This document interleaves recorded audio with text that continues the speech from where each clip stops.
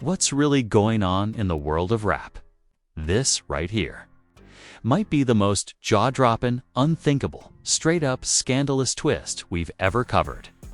Hold on to ya seat, because it's getting real messy, y'all. Sources are coming out the woodwork, saying the feds have just exposed a jaw-dropping murder-for-hire plot allegedly tied to none other than Lil Durk himself. Yes, the Lil Durk. According to what's surfacing online and behind the scenes, Durk Mitov allegedly put money behind a hit. And the name attached to that target? A man by the name of Stephon Mack. A name y'all probably never even heard until now. But wait, here's where it gets crazier. The person who allegedly took the payment to handle the dirty work. A mysterious figure only known as a J. And word on the street is that this ain't no average hitman. This dude is allegedly tied to some real underworld activity and has a past with Durk's crew. Fans are stunned. Industry insiders are scrambling. And folks close to the situation are already calling it one of the wildest betrayals in recent rap history. Stay tuned, because we're about to break down all the messy details from secret phone calls to hidden thieves, to the shocking twist nobody saw coming. It all started with whispers in Chicago's underground scene. Whispers that turned into rumors. And rumors that the feds quietly started to watch like hawks circling their prey. See, for months now, folks in the inner circle been talking about some shady moves going down. And the name that kept popping up: Lil Durk. At first, no one wanted to believe it. Not Durk, not Smirk. Not the voice of the trenches, but behind the glitz and the gold chains, there was a storm brewing. And it all circled around a man named Stephon Mack. Now, Stephon wasn't no big rapper. He wasn't a label head or none of that. But he was connected. Some say too connected. He grew up a few blocks over from Durk back in Englewood. Not tight, but they knew each other. Same streets. Same struggle. But somewhere along the way, their paths split. And that split turned into tension. Tension that, according to some sources, spiraled into a deadly obsession. So who is Stephon Mack, really? Well, folks who know say he was once part of a crew that allegedly had beef with Audi Sturk's squad. There was an incident a few years back. Some say Stephon had info on a shooting that rocked the city. A few names got dropped. Charges got dismissed. And suddenly, certain people started saying Stephon was token to the boys. Now, nobody came out and said he was a snitch. But in the streets, you don't gotta say it. The silence says enough. So fast forward to earlier this year. Durk's team is pushing the new album. He's doing interviews, flying city to city, moving like a king. But behind the scenes, something dark is brewing. Private calls. Encrypted messages. People meeting up in unmarked cars in parking garages. The energy around Durk started changing. Even his closest homies said it felt different than Boomatown Nowhere. Stephon starts going live on Instagram. Not just any live. He's calling names. Throwing subs. Hinting at secrets. Saying things like, "These rappers think they untouchable. I got receipts. I got names. And I ain't scared to use them." People start speculating. Is he talking about Durk? Fans in the comments go crazy. Some laughing, others saying he's digging his own grave. But one comment stood out. Someone typed, "Chicago, too small to be playing with fire." And they weren't wrong. Now let's talk about the man known only as AJ. See, AJ ain't a rapper. He ain't on nobody's Spotify playlists. He don't chase clout. He's the kind of dude who moves in shadows. And if you from the South Side, you probably heard his name whispered in corners. Some say he used to be muscle for hire. Others say he was deeper than that, tied to crews that handle things when Tokon don't work no more. Word is, AJ had ties to both Stephon and Durk at different times.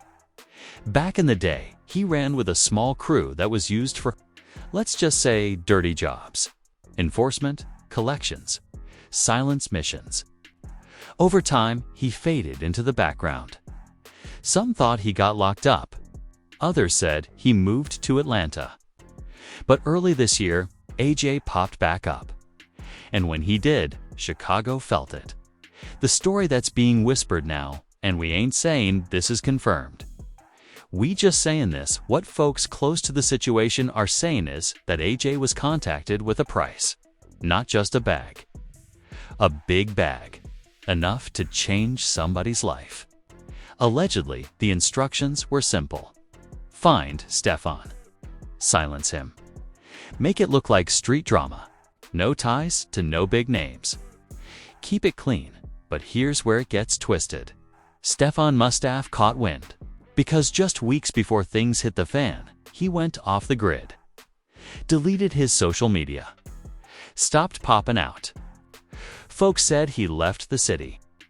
A few people even claimed he was laying low in Gary, Indiana. Others say he was in Minnesota.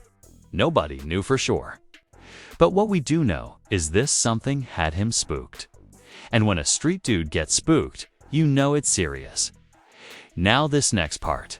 This where things get real sticky. Sometime in late August, AJ was pulled over in southern Illinois. Routine traffic stop at least. That's what it looked like. But police found a burner phone, a fake license plate, and a fully loaded handgun in the car. Now, AJ ain't say nothing. Stayed silent. No snitching. But it didn't take long for the feds to start connecting dots. Texts on the burner. GPS data. And then came the Shakara note in his phone that simply read, Mack. Thursday, 7 p.m. Mall. That's when the feds went cold. No arrests. No press release. They just started watching. And Durk kept moving like nothing was wrong. All smiles on stage. Reposting fan art. Showing love to his girl. But behind the scenes, insiders say he was stressing. His calls became short. His publicist started canceling interviews. And some say even his mama told him to lay low for a while. Meanwhile, Stephon popped up in a grainy video from a parking lot in Milwaukee. Looking over his shoulder, hat low, saying just one line, "They tried it. They really tried it. But I'm still breathing." Fans went nuts. Theories exploded. Reddit threads lit up. Some said the whole thing was cap.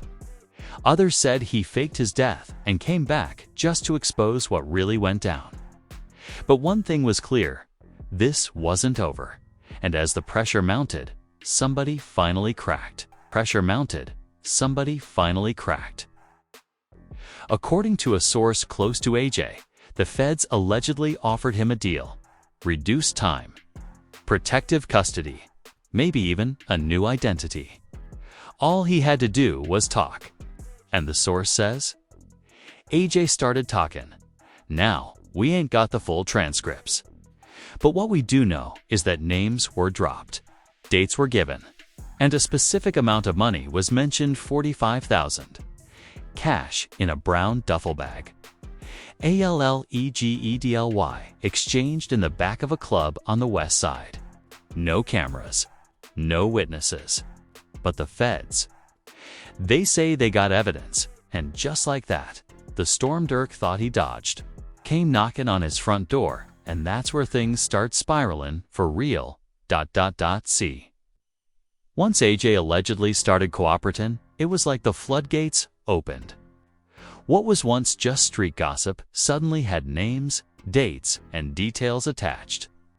According to insiders, the feds had been watching Durk's circle for a minute, but they never had the smoking gun.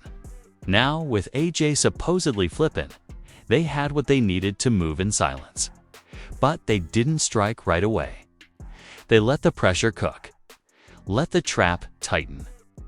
And Durk, not knowing the walls were closing in, started planning another rollout. New single, surprise feature, even a possible international tour. But what he didn't know is that people close to him were already being watched, tapped, and in some cases, quietly questioned. And then comes the wildest twist yet. A woman by the name of Keisha Lynn, a former club promoter turned bottle girl turned entrepreneur, popped up online with her own tea. She went on a late-night Instagram live taken bout. Don't play with me. I got receipts too. Y'all think these rappers are saints? I was there. I saw the bag get dropped. The comments exploded. Folks thought she was just clout chastening till she posted a blurry photo of AJ stand-in, next to a man who looked a whole lot like one of Durk's alleged managers. She ain't say the manager's name, but fans pieced it together quick. Comments were full of guesses, and a few nailed it. Suddenly, that manager's Instagram went dark. Deleted, no posts, no stories. No following, nobody. Gone now. Insiders say Keisha was once romantically linked to AJ. Not officially, but they had a... She used to brag about how she was with real street dudes, and that she ain't mess with industry types. But after AJ got picked up, she must have felt the heat, or maybe she felt betrayed because now she was talking. And her story? Matched pieces of what AJ allegedly told the feds. One part she claimed was that she overheard AJ say the job was clean money for a dirty task, and that it had to be done before Labor Day weekend. She said he even joked that Chicago gone be a little quieter come September. Dark stuff. And whether she was telling the full truth or stretching it, her live added more fire to an already out-of-control blaze. Meanwhile, Durk's camp was scrambling. Sources say he cut off communication with 3 close affiliates, stopped answering calls, started making moves to protect his assets. Some even say he met with his lawyers 3 times in 1 week. And fans started noticing that changed tweets got cryptic. Stories were fewer, and he posted a black square with just 3 words: "Watch who you trust." On the other side, Stephon Mack wasn't backing down. He posted a new video, face fully shown this time, saying, "I told y'all. This ain't rap beef. This survival. I ain't the first they tried, but I'm gon' be the first to talk about it." Then he dropped a picture of a letter looked like part of a subpoena. Name blurred, address blurred, but the date lined up perfectly with when AJ was stopped by police. Things were getting scary, real, but then another bombshell, a wiretap transcript surfaced online. No one knows how it got out. Some say it was leaked by a disgruntled paralegal. Others think a street blogger paid for it. But the conversation was allegedly between AJ and an unknown male voice. In the transcript, the voice says, "He moving to loose. If we don't handle it, he gon' mess up everything." AJ replies, "So we going through with it?" The voice says, "Bag already dropped. You know what to do." While the names weren't said, folks were quick to fill in the blanks. Reddit detectives, Twitter threads, YouTube breakdowns, everybody started playing FBI. And every clue pointed back to one thing. Somebody high up wanted Stephon gone. At this point, fans were divided. Some said Durk was being set up. Others believed he was playing chess behind the scenes. But what nobody could deny was this: something big was brewing. And it was only a matter of time before it spilled out in public. Then came a strange twist that made folks go, "Hold up, ... What?" A new character entered the picture. A man by the name of Darren Fields. Now, Darren ain't famous. Ain't no blue check. But he got family ties to one of Durk's earliest producers from the Glory Boys era. According to what surfaced, Darren claimed he was approached at a studio in Atlanta by 2 men who offered him money to keep quiet about a meeting he overheard. What meeting? Allegedly, a conversation between Durk's team and an outside contractor. No names were said, but he claims one of the men dropped a line that stuck with him: "No more loose ends. Chicago already too loud." Darren didn't go to the police. He went straight to YouTube. dropped a 19-minute video explaining everything. He said, "I ain't no snitch. But when lives on the line and y'all tried to throw hush money at me, I'm speaking my truth." Some folks laughed it off. Others said he risking his life by speaking out. But that video, it made headlines. Blogs picked it up. Big platforms started posting about it. And suddenly, the pressure on Durk's camp reached critical levels inside. Sources say Durk held a closed-door meeting at an undisclosed location. Only 6 people invited. Phones taken at the door. One person who was allegedly there said he looked tired. Not scared, but like he'd been fighting battles in silence. They claimed Durk denied all involvement and said the whole thing was a setup. Said somebody from his past was trying to frame him. And when someone in the room asked who, he paused. Then said one name, Mello. Now who's Mello? That's a mystery still unraveling. But the name has started circulating hard. People think it's an old affiliate from the 600 Days who turned rival. Others say it's a fake name used to throw folks off. But either way, it shows Durk feels like he being hunted, not just by the feds, but by people who used to be close. And while all this was going down, Stephon Mack, he disappeared again. Last seen at a gas station in Indiana. Hoodie on, no security, no chains. Some say he's back in hiding. Others believe he's working with authorities now. One thing's for sure, his name ain't dying down anytime soon. And that brings us to the most recent twist. A sealed indictment. Rumors swirling that it involves a well-known artist, a known associate, and unlawful conspiracy to commit harm against a civilian witness. Nothing confirmed yet. But if the whispers are true, it's only a matter of time before somebody big gets named. But just as folks started breathing for a second, thinking maybe this whole thing was slowing down, boom, another storm hit. Within 48 hours of the sealed indictment rumors, something major happened. A close affiliate of OTC, someone Durk been seen with on live multiple times, got picked up by authorities. And this wasn't no regular grab.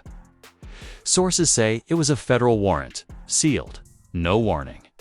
And they took all his devices. Laptop, phones, even old hard drives. They wasn't playing. That move right there, it shook the whole camp.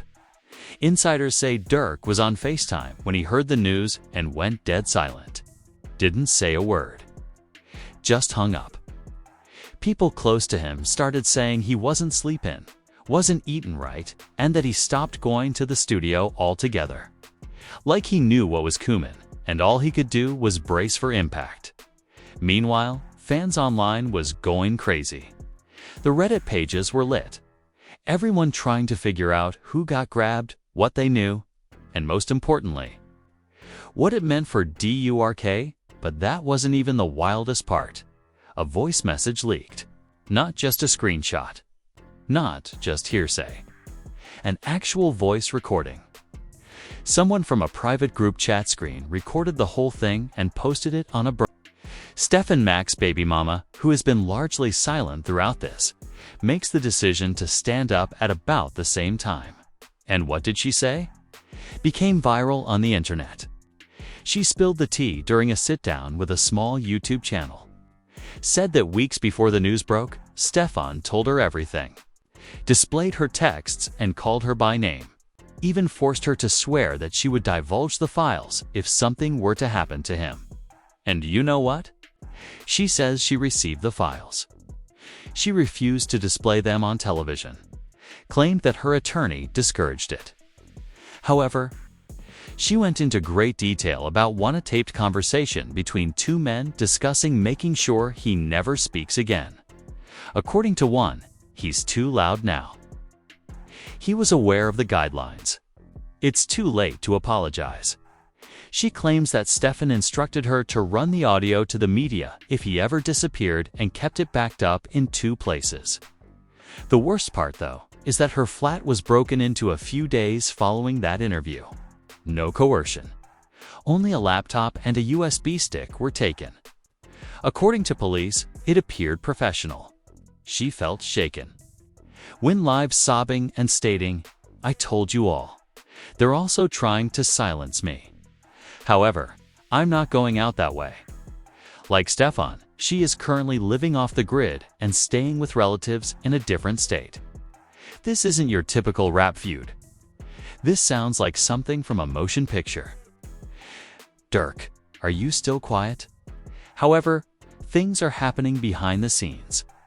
According to reports, his attorneys filed a move to seal specific financial and travel information. Some claim it's to hide tracks, while others believe it's to stop leaks. Durk's legal team, according to several sources, is preparing for the worst by gathering evidence, creating a chronology, and putting distance between him and anyone connected to AJ but the public opinion court. They have already decided. Some supporters think Durk is innocent and that those with ulterior motives from his past are targeting him. 10 seconds. That's all it was. But it shook the internet. Folks thought he was gone for good. Some even believed rumors that he was already dead and the feds was using fake footage.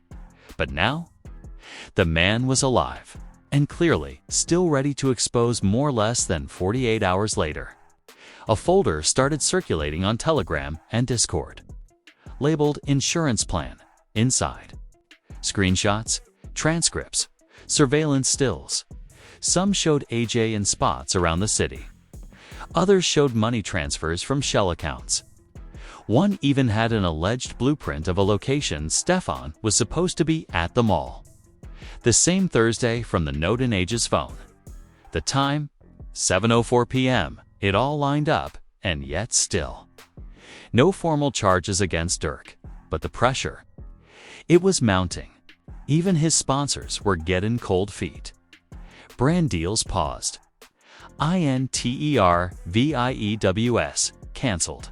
One label rep was quoted saying, "We just don't know where this is going. We gotta protect our investment."